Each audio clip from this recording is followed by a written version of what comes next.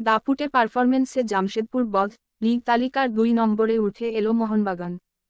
Video শুরু করার আগে আমাদের চ্যানেলটি সাবস্ক্রাইব করে ভিডিওটিতে লাইক শেয়ার কমেন্ট করে আমাদের সাথেই থাকুন।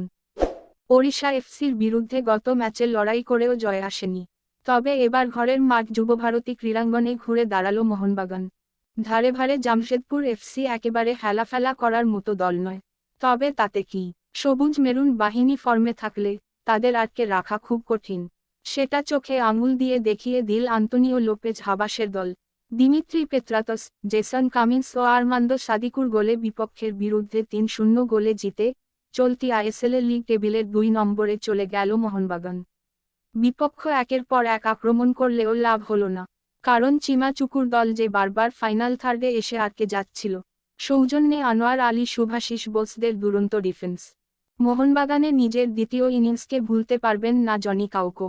হাবাস আবার হটসিটে বসতেই ফিনল্যান্ডের জাতীয় দলের সেন্ট্রাল মিডফিল্ডারকে ফিরিয়ে আনেন। স্প্যানিশ কোচের যে সিদ্ধান্ত যে সঠিক, সেটা কাউকোর পারফরম্যান্স বলে দিচ্ছে।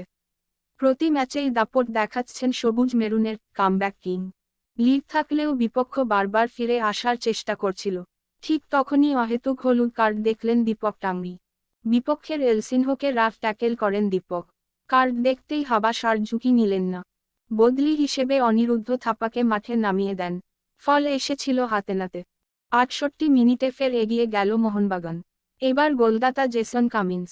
এখানেই শেষ নয়, 81 মিনিটে বিপক্ষের জালে বল ঢুকিয়ে শেষ পেরেক পুঁতে দেন সাদিকু। সেখানেই খালিদের দলের সব আশা শেষ হয়ে যায়। জামশেদপুরকে হারিয়ে প্রবলভাবে রয়েছে লিগ শিল্ড জয়ের দৌড়ে রয়েছে মোহনবাগান। বার দুয়েক আইএসএল ট্রফি জিতলেও লিগ পর্যায়ে সেরা হওয়ার স্বাদ পাননি হাবাস। এবার সেই স্বাদ পাওয়া আরও বেশি জরুরি তার জন্য, কারণ তবেই পাওয়া যাবে এফসির প্রতিযোগিতায় খেলার ছাড়পত্র। সেটা নিয়েই এখন মগ্ন সবুজ মেরুন বাহিনী।